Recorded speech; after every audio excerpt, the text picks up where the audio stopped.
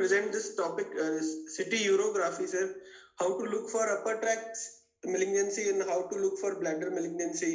What are the protocol which we can tailor to look for those malignancy which can be missed by the normal CT contrast. So detection rate is around 86 to 93%. So there are three techniques: single bolus, split bolus technique, and triple bolus technique. So this single bolus means it's the full strength bolus of the contrast material, followed by acquisition of separate images like unenhanced arterial phase, venous, and excretory phases images. Then in split bolus, the total contrast material dose is divided into two separate administration, and image are acquired in a combined excretory and nephrographic phase. So, and the triple bolus, it is divided into three separate boluses, and acquisition is a combined corticomedullary nephrographic excretory phase.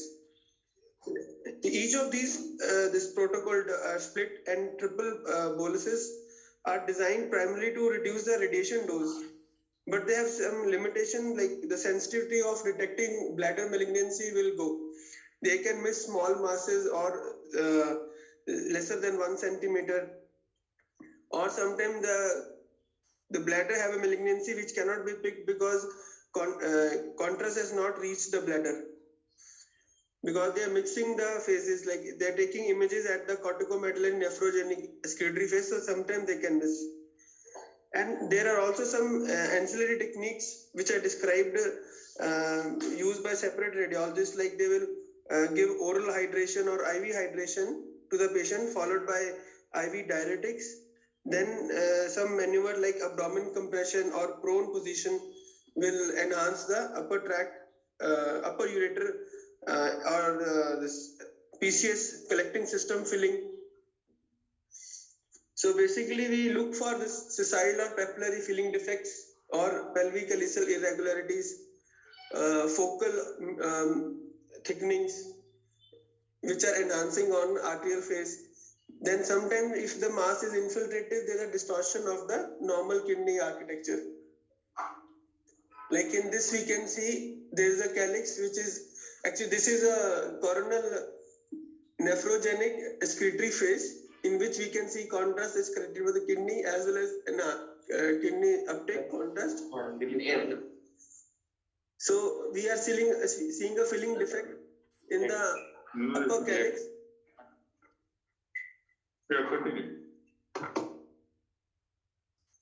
Can you hear, sir?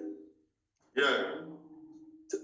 This is a coronal image in which we can see uptake of contrast as well as the excretory phase, because we have given diuretic along with the contrast. So early excretory phase along with the nephrogenic phase, combined phases has been taken to see the filling defects in the same phase for better acquisition.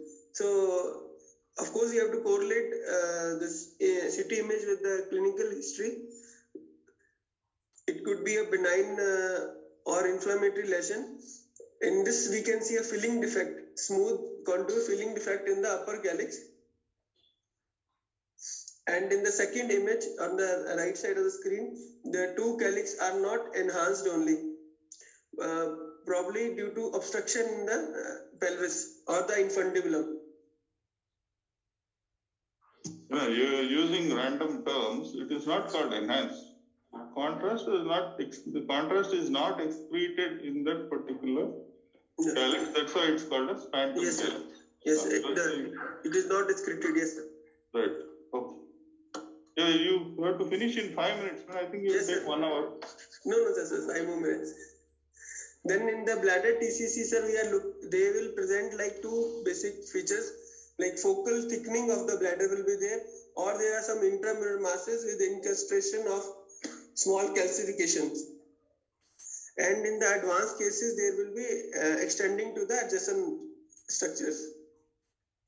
Like in this, we can see a intraluminal mass in the bladder, and in this we can see a diffuse thickening with enhancement.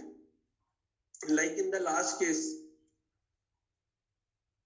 So there's other one stipple sign famous when in a arterial phase there will be enhancement of the mass in the bladder, in the right posterior wall of the bladder, and in the delayed phase, excretory phase, there is a contrast interceptions between the papillary projections of the tumor.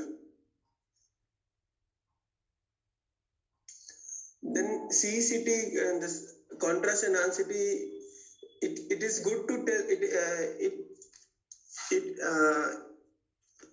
it tells us like when there's perivesicular fat stranding is there, or there is an adjacent organ involvement, but it fails to differentiate between T1, T2 or TA because it cannot differentiate between the or identify microscopic muscle invasion or extravesical spread.